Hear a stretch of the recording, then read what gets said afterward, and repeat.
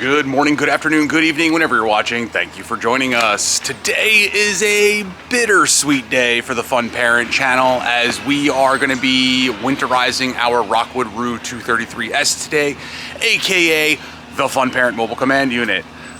So we picked up our Roo Memorial Day weekend of this year. So we have not yet had the experience with winterizing it. So I figured it's time to make a video on what a rookie does to winterize his camper. And then hopefully what'll happen is it'll help you guys with any mistakes that I make, but also comment down below if there's anything that you think I should have done that I didn't do or anything that could have made my life a little bit easier. I'd love to hear the feedback from you guys, but hopefully this video does help out you if you are trying to winterize your camper and you may not have done it before. First stop is we have to go pick the camper up. It is at its new storage facility home. We finally got it out of my parents' driveway. If you guys are not familiar with what I'm talking about, I'll put the link to our picking up our Rockwood Roo video in the description below. We had some issues getting it into our driveway because as you can see, the driveway is rather large and does not really have the slope that we need to get it up here. So we did find a storage facility, which you guys have not seen yet. We're gonna head over and pick up the Roo now, but first stop is gonna be Tractor Supply because I have to get probably 1 to 2 more gallons of antifreeze and a short hose connection.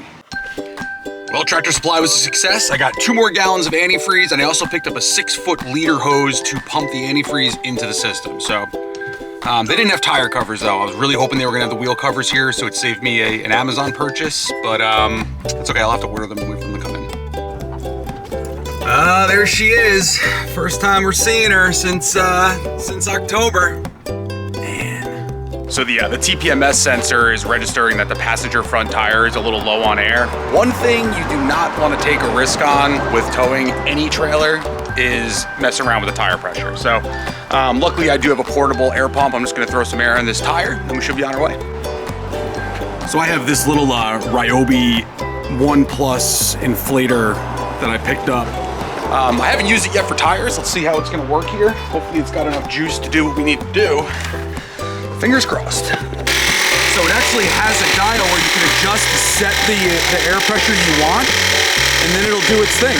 That was pretty cool. So I can kind of set it and forget it here. All right, let's hit the road. Just about to pull out, but just in case you're wondering, like, where is he taking this thing? I'm bringing it down to my parents' house. And the reason I'm bringing it down to my parents' house is it's gonna give me a chance to really kind of open everything up one last time. Make sure that since the camper has been sitting here in some somewhat colder weather for the last month, that there hasn't been any issues that I need to proactively address before it sits all winter. So you could probably get away with just keeping the camper closed, pumping antifreeze through it and being done with it. But there's a couple other steps that I'm gonna take just to make sure that everything is done the right way, everything is packed up properly. That way there's no issues at all come springtime when we open this thing up. Well, we've arrived. So now I'm gonna unhook, get ourselves all leveled out here to the best we can. I don't have to go too crazy with the leveling today, but just wanna make sure we're nice and stable because I'm gonna be walking around inside the camper a lot and also have the slide and all the beds down. All right, well, the first thing we did was stabilized everything, and then we pulled the anode rod, which is located right here usually. And as you can see, that rod is pretty calcified. It's got a lot of gunk on it. That is normal. Don't get nervous if you see that. It unscrews right from there. There's also a pressure relief valve here that you may want to let off first just to release any additional pressure that is on there. And this is going to drain the entire hot water heater prior to bypassing it to pump the antifreeze in. We have drained the hot water heater, and now we have to do the bypasses for both the hot water heater and also the bypass for the water pump to pump the antifreeze in. So in order to do that, we are going to go up underneath this seat here. So they give you 2 options for accessing this. You can access it through here, or you can remove this here panel and access it as well. And then there are going to be valves here and then down there that have to be flipped from the current position to bypass. And now we have officially bypassed the hot water heater because you do not put antifreeze in the hot water heater. Okay, so to give you guys some perspective, this is the back door here. So this is the back hatch here. And the water pump and filter access is right here on the right-hand side. So I did have to take this access door off. It is labeled in case you were forgetting. And then in here you have your water filter, and then you also have your bypass right there. I already did it on the bypass. It should be pointing down towards the pump. And now I have to get that water filter off. I've seen a lot of people online asking about the water filter. Apparently it's hard to get off. I haven't done it yet, but they do give you this tool. The dealership put mine right in here with where the water filter is. That seems to make the most sense. But if you do not have it in by where your water filter is, this is what the tool looks like. So keep your eyes open for it somewhere in the camper. If you're wondering what it is, it's for the water filter. This is the water filter that is in the canister that is in there. You have to remove this. You do not leave this in when you winterize it. It is an FRE 10H filter. So if you're gonna Google that, I'll put a picture here of the canister housing. You can find them on Amazon. They're like $34. This one's pretty dirty. We do not hook up an exterior filter though throughout the year, so that could be why. Maybe something to consider for next year. All right, so we are all set up in here. The bypass valve is switched to the down position, which means it's pumping in off the pump here. That is the empty canister screwed back into place. I am curious, comment down below if you fill your canister up with antifreeze. Stubbs is telling me I don't have to worry about it, just make sure it's good and dry, but let me know what you guys think. Should I put some antifreeze in that? I'm just curious what you guys do. So the next step here is I disconnected the caps for the low point drain, and I'm just letting the water trickle out of here. There was a decent amount of water still sitting in there, nothing too much. I did drain it after our last trip, but that's just residual water that's sitting in there. And then we'll cap these up and start pumping the pink stuff through. And we're ready to pump the pink stuff through. So here is our tank flush. That's for the black tank. This is gonna be your city water connect. And this one on the bottom right here is going to be the antifreeze inlet. It is labeled. So if yours is a little bit different than this one, just look for the one that's labeled antifreeze inlet. We're gonna pop that open. Screw this on. A 6-foot hose, which gives me plenty to go down all the way into here.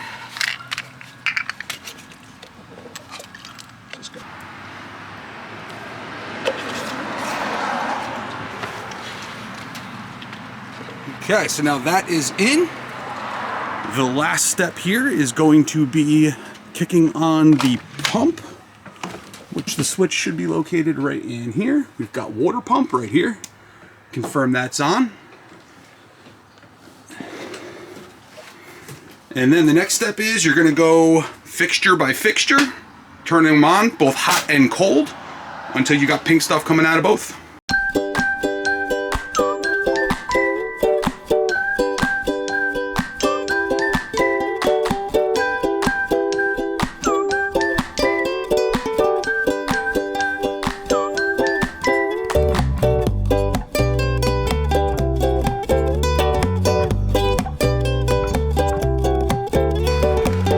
Antifreeze already?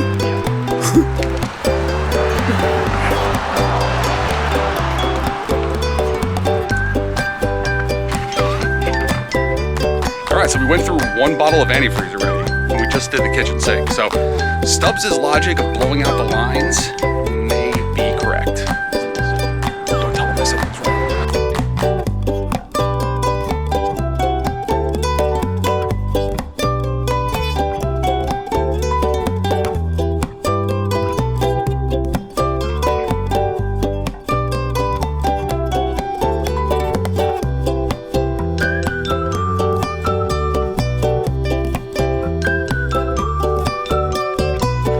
One thing to make sure you don't forget about is the outdoor shower.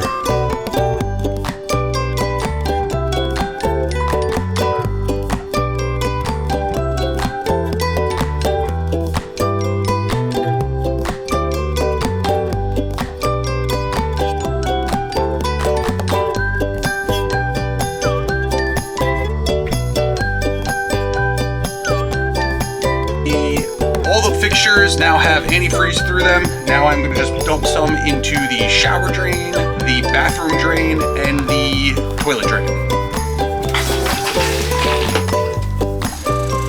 As you can see, the water filter canister did fill up with antifreeze when we pumped it through.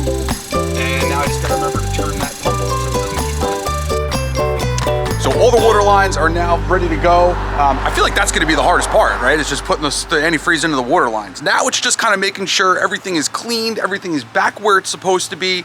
And then I just have to address the driver's side storage because the chock's pushed against the drawer and I can't close the drawer in here now. So I'm gonna do that. Then I'm gonna do a little rodent protection with some dryer sheets, which I'll show you guys in a minute. and then I think we're gonna be good and done here. So pretty painless process to get this thing winterized for the long winter ahead. 30 minutes or so, I've basically just been putting dryer sheets in every possible storage compartment, tent bed area. Everything is now opened up. Everything is dry, so I'm feeling pretty confident right now that when I close this thing up one last time for the season, I'm not gonna have any issues come spring. So makes me feel a lot better. I think we're in pretty good position here. So it's time to start closing this bad boy back up. I'll get a quick shot of it when we're done. Made it back to the storage place here. Just checking to make sure. It looks like the toilet did survive with the pink stuff sitting inside, so we're gonna leave that. It is a ceramic bowl, so it should not stain. And last but not least, I am going to put damp rid in here. So they sell these, get it around here.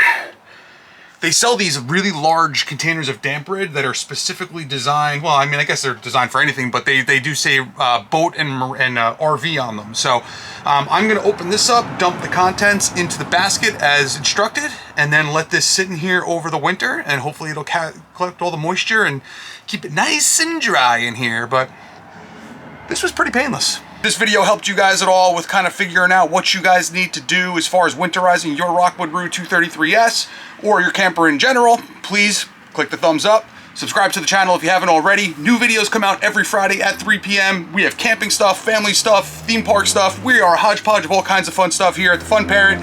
And with that being said, we're done.